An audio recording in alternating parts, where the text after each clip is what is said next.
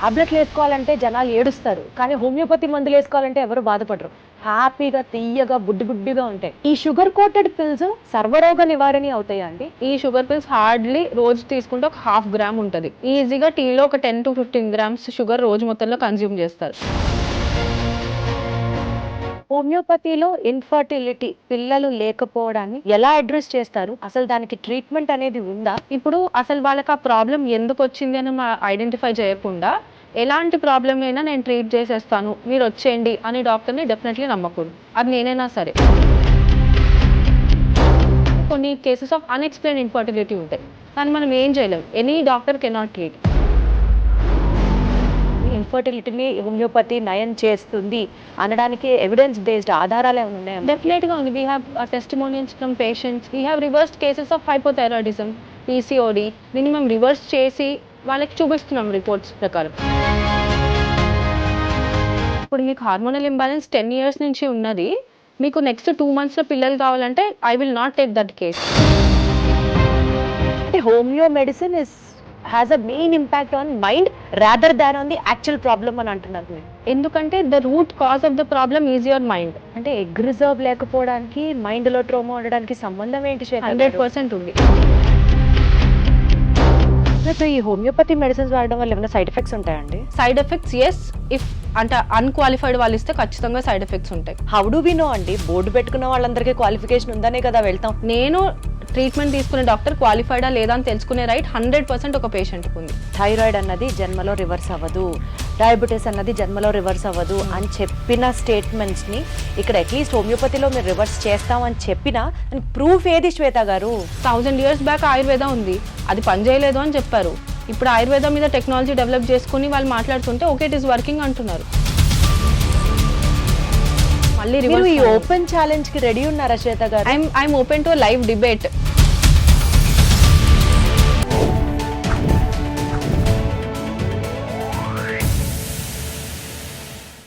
సందుకి ఒక సెంటర్ వెళ్ళడాన్ని రీసెంట్గా గమనించాను. బేసికల్గా ఇన్ఫర్టిలిటీ ఈ ప్రాబ్లం గురించి మాట్లాడితే ఎందరో కపుల్స్ పిల్లల కోసం ట్రై చేస్తూ వాళ్ళకి అన్ని రకాల ట్రీట్మెంట్స్ వర్కౌట్ అవ్వకుండా ఏం చేయాలరా దేవుడా అని గుళ్ళ చుట్టూరా తిరిగి ముడుపులు కట్టుకునే సిచ్యువేషన్స్ మనం నవ్వెందని వింటూనే ఉంటాం. ఈ నేపథ్యంలో సందుకి మనకి ఒక ఇన్ఫర్టిలిటీ సెంటర్ ఈ మధ్య కాలంలో దర్శనమిస్తున్న వేళ ఎల్లోపతి మెడిసిన్లో ఇన్ఫర్టిలిటీని క్యూర్ చేయడానికి ఎన్ని సెంటర్స్ అయితే ఉన్నాయో అంతే కాంపిటేటివ్గా హోమియోపతిలో కూడా ట్రీట్మెంట్ ఉంది అన్నది వినిపిస్తోంది.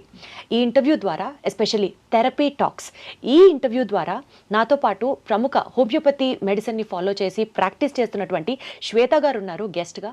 ఆవిడతో మాట్లాడి హోమియోపతి ఇన్ఫర్టిలిటీకి క్యూరా, అసలు homeopathy a basis of medicine where in which అన్ని రోగాలకి ట్రీట్మెంట్ ఇస్తాము అని ప్రామిస్ చేస్తున్నారు, ఆ మందేంటో పేరు తెలీదు, అది ఎప్పుడెప్పుడు వేసుకోవాలో డాక్టర్ మనకి ప్రిస్క్రైబ్ చేస్తే తప్ప వేసుకోవడం తెలీదు, అండ్ క్యూర్ ఉందా లేదా కూడా చాలా సందర్భాల్లో తెలీదు, సంవత్సరాల తరబడి వాడేవాళ్ళు అయితే ఉన్నారు.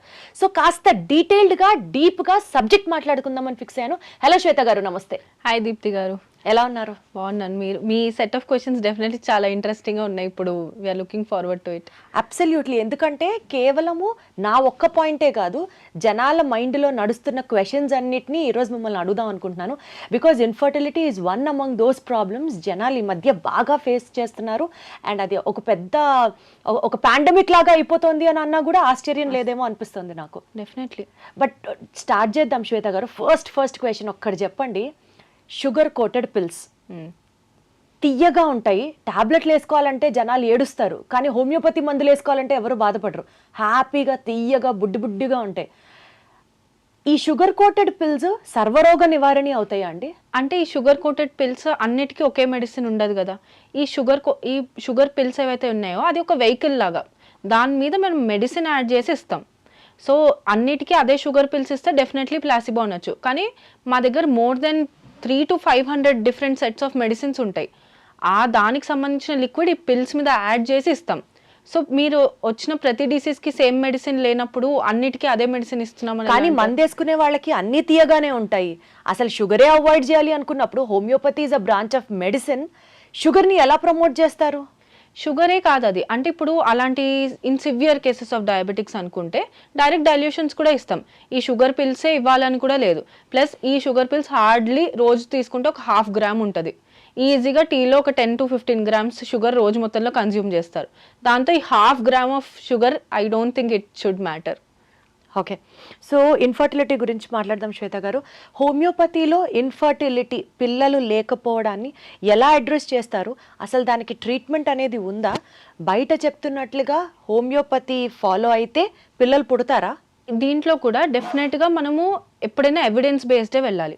ఇప్పుడు అసలు వాళ్ళకి ఆ ప్రాబ్లం ఎందుకు వచ్చింది అని మనం ఐడెంటిఫై చేయకుండా ఎలాంటి ప్రాబ్లంనైనా నేను ట్రీట్ చేసేస్తాను మీరు వచ్చేయండి అని డాక్టర్ని డెఫినెట్లీ నమ్మకూడదు. అది నేనైనా సరే. ఇప్పుడు నేను వచ్చినప్పుడు నేను అడిగే సెట్ ఆఫ్ క్వశ్చన్స్తో మీకు అసలు మీరు నా దగ్గర ట్రీట్మెంట్ తీసుకోవాలా లేదా అన్న పాయింట్ మీకు అర్థం కావాలి. సో యాజ్ అ పేషెంట్ మీరు ఒక డాక్టర్ దగ్గర ఎలాంటి క్వాలిటీస్ ఫైండ్ చేయాలి అనేది ఏంటంటే ఫస్ట్ మీ రిపోర్ట్స్ అడగాలి. అసలు మీ బ్లడ్ వర్క్ ఏంటి, మీ స్కాన్ రిపోర్ట్స్ ఎలా ఉన్నాయి, అసలు మీ బాడీలో ఏం జరుగుతుందో తెలుసుకోకుండా మీకు వచ్చిన ఏ ప్రాబ్లంకైనా నేను మెడిసిన్ ఇస్తాను అంటే నాట్ అ రైట్ డాక్టర్. ఇప్పుడు యాజ్ అ డాక్టర్ నేను ఫస్ట్ చూసేది ఏంటి, ప్రైమరీ కాజెస్ ఆఫ్ ఇన్ఫర్టిలిటీ ఏమేమి ఉంటున్నాయి మనకి, అది హార్మోనల్ లెవెల్లో ఉందా, స్ట్రక్చరల్ లెవెల్లో ఉందా, లేదా అసలు వాళ్ళకి ఫెమిలియర్ కొన్ని ఏంటంటే కొన్ని కేసెస్ ఆఫ్ అన్ఎక్స్ప్లెయిన్ ఇన్ఫర్టిలిటీ ఉంటాయి. దాన్ని మనం ఏం చేయలేం. ఎనీ డాక్టర్ కెనాట్ ట్రీట్ అది అన్లెస్ ఓ మెడికల్ మిరాకల్ అంటారు కదా, అలాంటి కేసెస్ ఒక 10 to 15% ఉంటాయి. బట్ ద రెస్ట్ 80% ముందే IUI IVF సెంటర్స్ చుట్టూ ఎందుకు తిరగాలి? ఫస్ట్ దీనికి మనం కాజ్ అయితే ఫైండ్ అవుట్ చేయొచ్చు కదా అట్ ద హార్మోనల్ లెవెల్ ఉంటే 100% ట్రీటబుల్ విత్ హోమియోపతి. దీనికి ఏమైనా ఆధారం ఉందా అండి? ఇన్ఫర్టిలిటీని హోమియోపతి నయం చేస్తుంది అనడానికి ఎవిడెన్స్ బేస్డ్ ఆధారాలు ఏమైనా ఉన్నాయా? డెఫినెట్గా ఉంది. We have testimonials from patients, వాళ్ళ రిపోర్ట్స్ మన దగ్గర ఉంటాయి. So if ever any patient would have అంటే వచ్చారు మన దగ్గరికి ట్రీట్మెంట్ కంటే వాళ్ళు అడుగుతారు కదా మీరు ఇంతకుముందు ఎంతమందిని ట్రీట్ చేశారని, definitely will show them the testimonials. ఇది we are also challenging the other system of medicine. మీరు ఏదైతే ఎవిడెన్స్ బేస్డ్ సిస్టమ్ కాదు అంటున్నారో we have reversed cases of hypothyroidism, PCOD. దీన్ని మేము రివర్స్ చేసి వాళ్ళకి చూపిస్తున్నాం రిపోర్ట్స్ ప్రకారం. అప్పుడైతే ఇప్పుడు వాళ్ళైనా సరే వాళ్ళకి ఏం కావాలి, పేషెంట్కి తగ్గడం ఇంపార్టెంట్.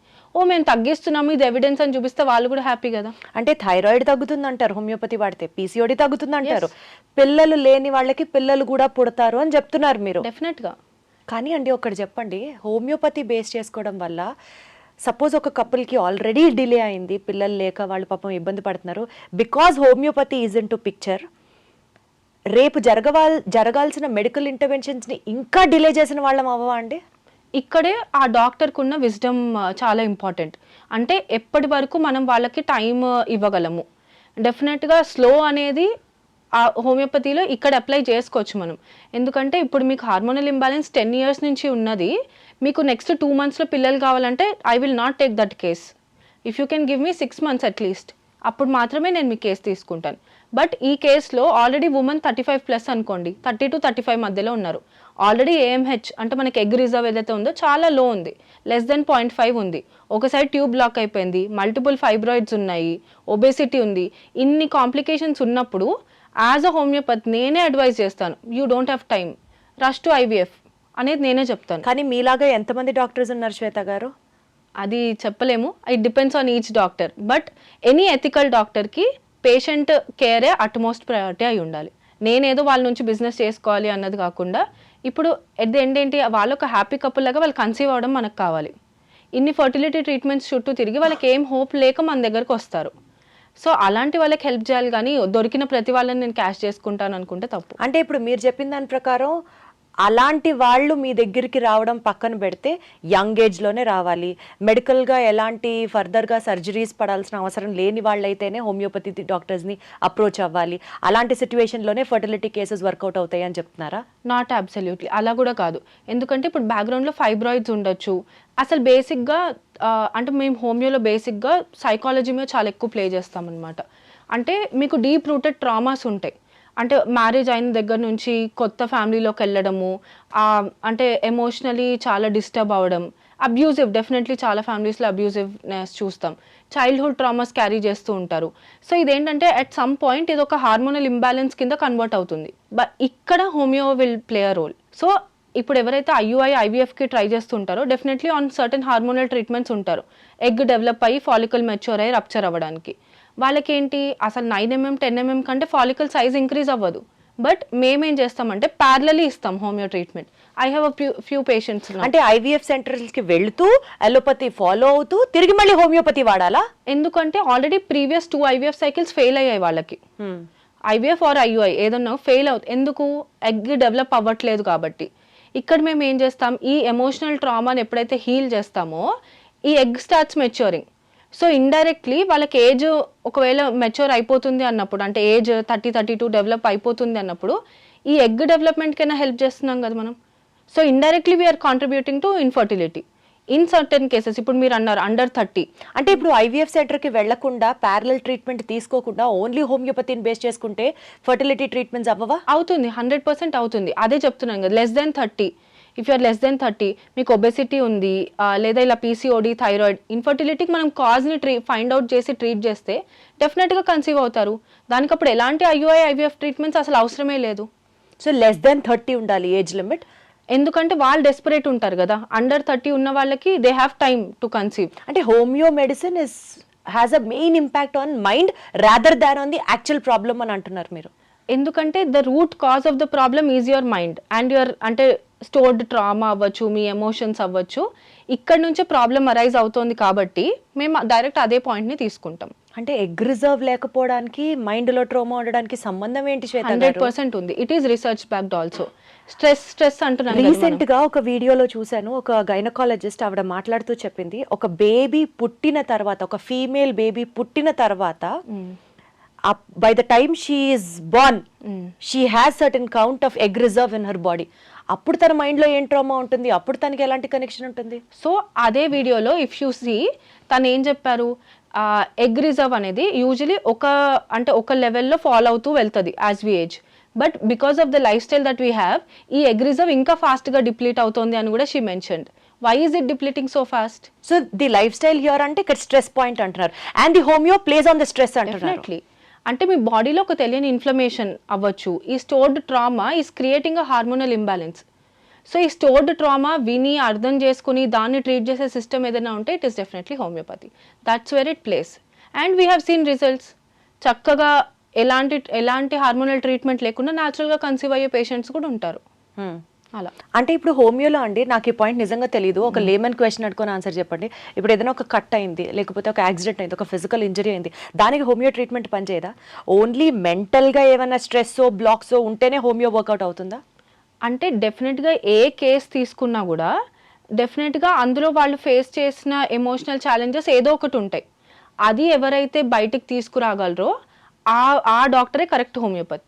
సో ఎందుకంటే ఏ హోమియో డాక్టర్ అయినా కూడా మీకు జస్ట్ ఫిజికలీ, అంటే మీకు బయటికి కనిపించే ఏవైతే ఉన్నాయో ఆ బేసిస్ మీద మెడిసిన్ ఇచ్చారు అంటే అసలు అది హోమియోపతి ట్రీట్మెంటే కాదు. We treat person as a soul. మీ సోల్ దగ్గర నుంచి మీ బాడీ వరకు మీరు ఎలా ఆలోచిస్తారు, మీ జీవన శైలి ఎలా ఉంటుంది, మీరు పొద్దున్న లేచిన దగ్గర నుంచి రాత్రి పడుకునేంత వరకు ఏం చేస్తారు, ఎలా ఆలోచిస్తారు, ఎలాంటి సిచ్యువేషన్స్కి ఎలా రియాక్ట్ అవుతారు, ఇన్ని తెలుసుకుని మీరు యాజ్ అ పర్సన్ ఏంటో మాకు తెలిసిన తర్వాతే మేము మెడిసిన్ ఇవ్వాలి. మరి దీనికి ఇంత ఘనంగా హిస్టరీ ఉన్నప్పుడు why is it not called as main stream of treatment అండి? ఎప్పుడైనా హోమియో అని అంటే అది సెకండరీ ట్రీట్మెంట్ అన్నట్టుగానే ఎందుకు మాట్లాడతారు? ఎందుకంటే we are not backed by research. ఎందుకు? ఇప్పుడు నార్మల్గా ఒక అలోపతిక్ సిస్టమ్ ఆఫ్ మెడిసిన్కి హ్యూజ్ ఫండింగ్ ఉంటుంది, చాలా amount of research every single day చాలా పెద్ద పెద్ద ఫార్మా కంపెనీస్ ఫండ్ చేస్తున్నాయి. హోమియోలో అంత రీసెర్చ్ అవ్వడానికి గవర్నమెంటే ఫండ్ చేస్తుందా? లేదు. ఇప్పుడు మీరు అడిగారు ఫస్ట్ క్వశ్చన్, అసలు హోమియో మెడిసిన్లో మెడిసిన్ ఉందా అని. ఇది ఎవరో ఎక్కడో రీసెర్చ్ వాళ్ళ సొంత డబ్బులు పెట్టుకుని చేస్తే మనకి తెలిసింది ఏంటి అంటే ఆ ఇచ్చిన ఇంత డైల్యూషన్లో కూడా నానో యాక్టివ్ పార్టికల్స్ ఉన్నాయి, నానో పార్టికల్స్ చాలా. అది మీ బ్లడ్ స్ట్రీమ్లో ఉండి it is doing it's work అనేది. ఇదే ఒక మంచి అంటే ఒక గుడ్ సోషలిస్ట్ లేదా ఈ క్యాపిటలిస్టులు ఫండ్ చేశారనుకోండి, హోమియో ఎవిడెన్స్ ఉంది, ఇది మెడిసిన్ వర్క్ అవుతుంది అని తెలిస్తే డెఫినెట్గా వైడ్ స్ప్రెడ్ అయ్యి it will be a competition to the main stream medicine. కానీ ఎప్పుడైనా సరే ఇది కాంపిటీషన్ లాగా అవ్వకూడదు. ప్రతి అంటే సిస్టమ్ ఆఫ్ మెడిసిన్కి లిమిటేషన్స్ ఉంటాయి. ఇప్పుడు మనము ఇందాక అలోపతిక్ సిస్టమ్ గురించి అనుకున్నాం. ఇప్పుడు వాళ్ళు పీసీఓడిక్ ట్రీట్మెంట్ ఏంటి? Birth control pills. దాంతో మేము హార్మోన్స్ రెగ్యులేట్ చేస్తాము అంటారు. నీ బాడీ ఆల్రెడీ ఏదో ప్రాబ్లం ఉందని బయటికి హార్మోన్స్ని ఇంబ్యాలెన్స్ చేసి కమ్యూనికేట్ చేస్తుంది. నీకు తక్కువైన హార్మోన్ని నేను బయట నుంచి ఇచ్చేస్తాను, నువ్వు కామ్గా ఉండు అనడం ఎలాంటి సొల్యూషన్? మరి దానికి హోమియోపతిలో ఎలాంటి సొల్యూషన్ ఉంది? ఉంది కదా. ఇప్పుడు మేమేం చేస్తున్నాం, ఇప్పుడు నీకు హార్మోనల్ ఇంబ్యాలెన్స్ దేని వల్ల వచ్చింది? అన్నది మేము ఫైండ్ అవుట్ చేసి దాన్ని ట్రీట్ చేస్తే మరి 3 months తర్వాత రిపోర్ట్స్ ఎలాంటి ఎక్స్టర్నల్ హార్మోనల్ మెడిసిన్ లేకుండా నార్మల్గా ఎలా వస్తున్నాయి? So something is working.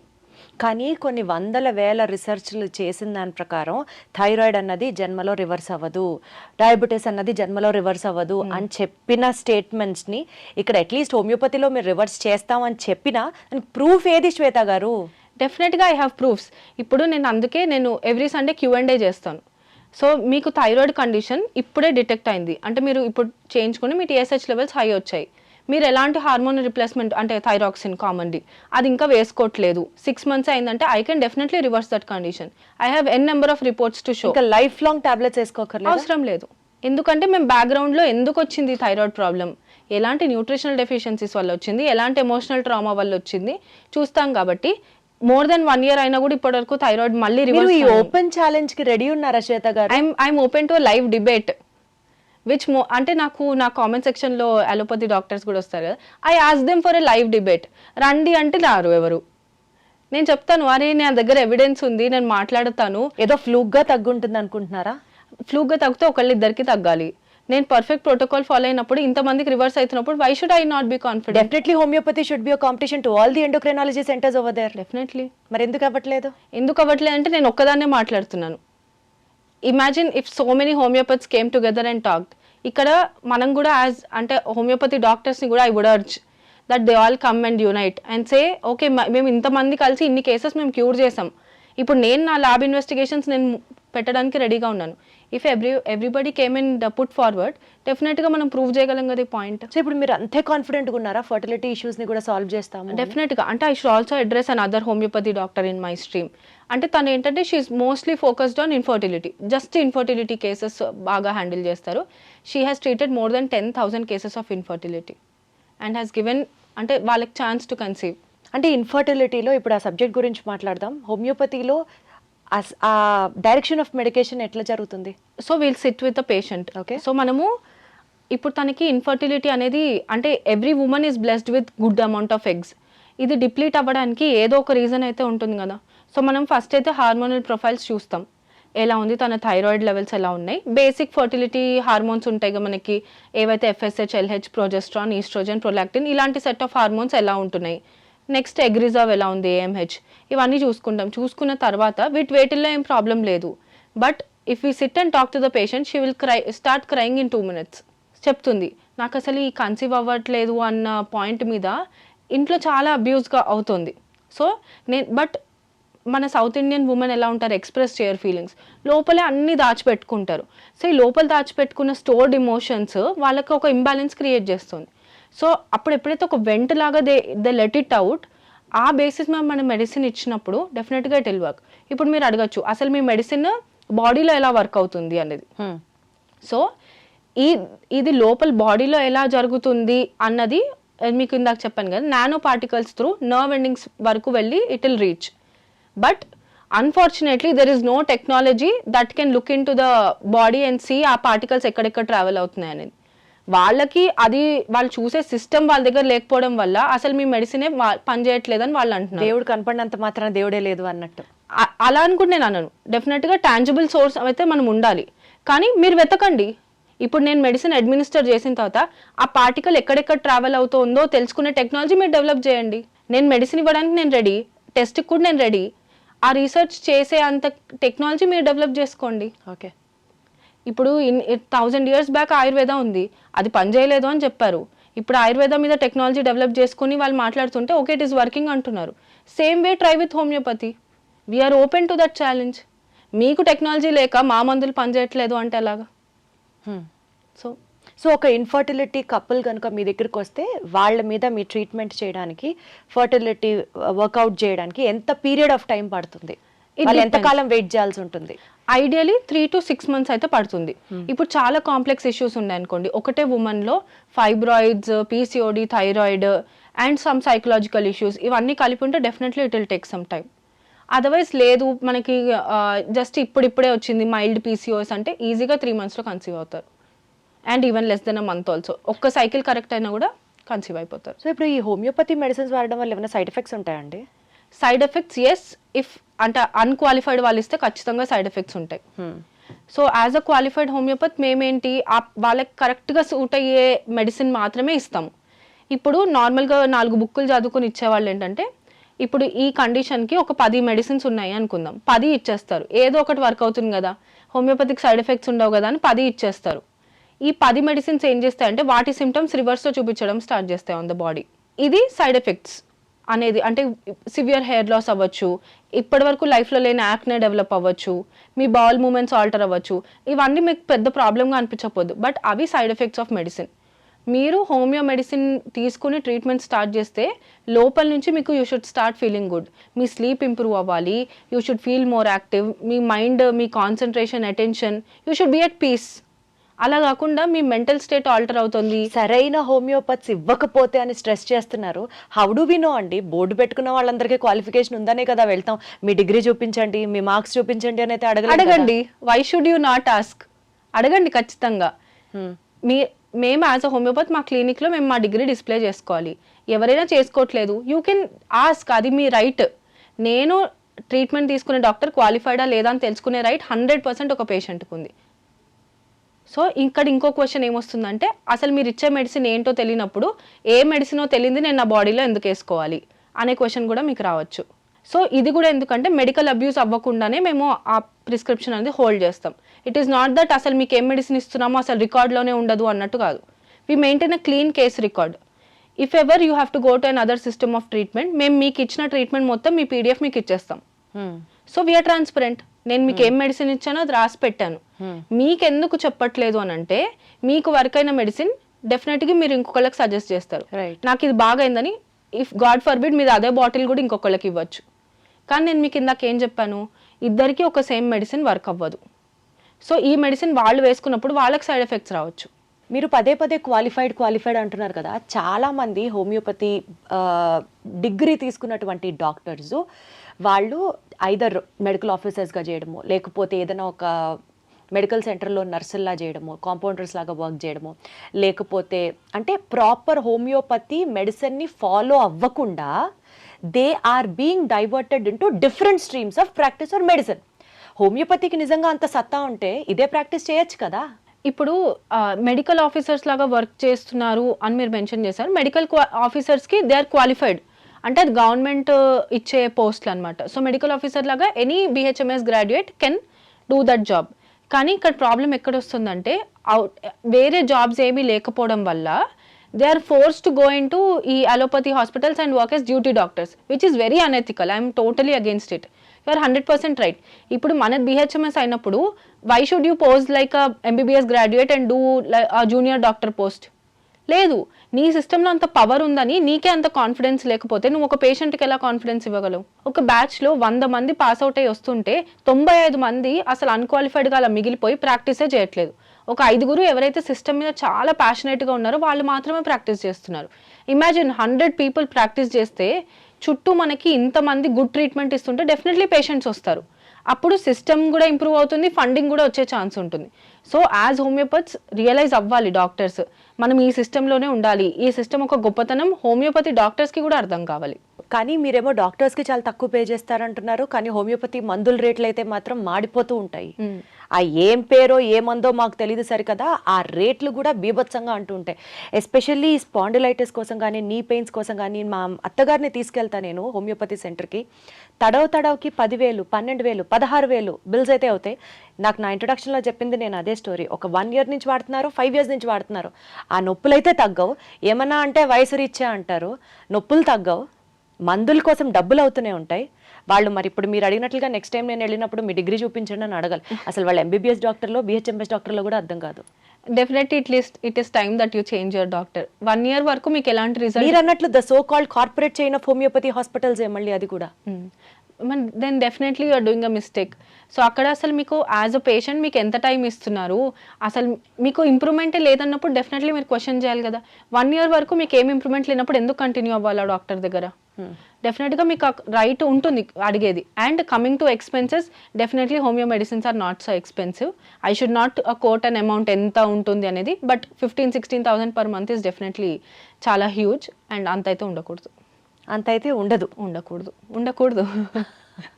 Okay, ఇప్పుడు ఇన్ఫర్టిలిటీ ట్రీట్మెంట్ తీసుకుంటున్న ఒక కపుల్ ఐవీఎఫ్ సెంటర్కి వెళ్ళింది, ప్యారలల్గా హోమియోపతి డాక్టర్ దగ్గర కూడా ట్రీట్మెంట్ తీసుకుంటున్నారు. దేనివల్ల వాళ్ళకి ఇప్పుడు వర్కౌట్ అయితే పిల్లలు పుట్టినట్లు? అలోపతి మెడిసిన్ వల్ల, హోమియోపతి మెడిసిన్ వల్ల? Why not both? ఇప్పుడు వాళ్ళు లాస్ట్ సైకిల్లో ఐవీఎఫ్ ట్రై చేశారు కదా, if their system was so good, అదే సైకిల్లో కన్సీవ్ అవ్వాలి కదా. ఈ సైకిల్లో హోమియోపతి తీసుకున్నప్పుడే ఎందుకు కన్సీవ్ అయ్యారు అంటే ఇక్కడ మేము ఇవ్వడం వల్ల ఒక good size of egg develop అయ్యి ఫాలికల్ మెచ్యూర్ అయ్యి ఒక ఎగ్ రిలీజ్ అవ్వడానికి హెల్ప్ అయింది. సో ఆ ఎగ్స్ని వాళ్ళు రిట్రీవ్ చేసి ఐవీఎఫ్ చేశారు. ఓకే, సో ఇప్పుడు లెట్రోజోల్ అనేది కామన్లీ ఎగ్ బిల్డ్ అవ్వడానికి వాళ్ళు ఇచ్చే డ్రగ్. దాంతో అరౌండ్ 24 to 22 mm వరకు ఎగ్ ఫాలికల్ మెచ్యూర్ అయ్యి then they take out that egg. కానీ మోస్ట్ కేసెస్లో అసలు 9 mm 10 mm కంటే రీచ్ అవ్వట్లేదు ఫాలికల్. అలాంటి కేసెస్లో we're able to help. So అసలు హోమియోపతి ఏ కేసెస్ని సాల్వ్ చేస్తుందండి? ఇన్ఫర్టిలిటీ ఇష్యూస్లో ఎగ్ కౌంట్ని పెంచుతుందా, స్పర్మ్ కౌంట్ని పెంచుతుందా, స్పర్మ్ క్వాలిటీని పెంచుతుందా, ఎగ్ క్వాలిటీని పెంచుతుందా, ఎండోమెట్రియం థిక్నెస్ని తగ్గిస్తుందా? ఏ యాంగిల్లో వర్కౌట్ అవుతుంది హోమియోపతి ట్రీట్మెంట్? Perfect question. ఎందుకంటే ఎగ్ కౌంట్ అనేది as we know it is fixed. అంటే మనం పుట్టినప్పుడు మనం ఎంబ్రియో లాగా ఉన్నప్పుడే మన ఎగ్ రిజర్వ్ అనేది ఫిక్స్డ్. సో ఇది మనము రిప్రొడక్టివ్ ఏజ్కి వచ్చేసరికి ఫాస్ట్గా డిప్లీట్ అయ్యేది. ఎప్పుడైనా మన బాడీ గుడ్ క్వాలిటీ ఎగ్నే ఫస్ట్ ప్రొడ్యూస్ చేయడానికి ట్రై చేస్తుంది.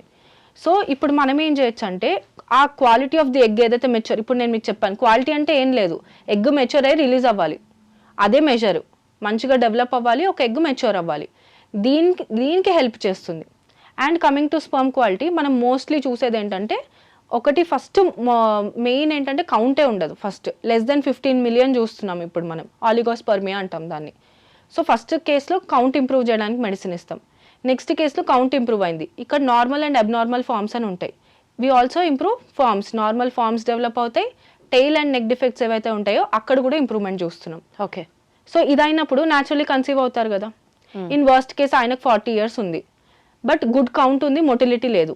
ఇలాంటప్పుడు వాళ్ళు ఏం చేయొచ్చు, మంచి క్వాలిటీ స్పర్మ్ ఉంది, మొటిలిటీ లేదు కాబట్టి they can go for IUI కదా.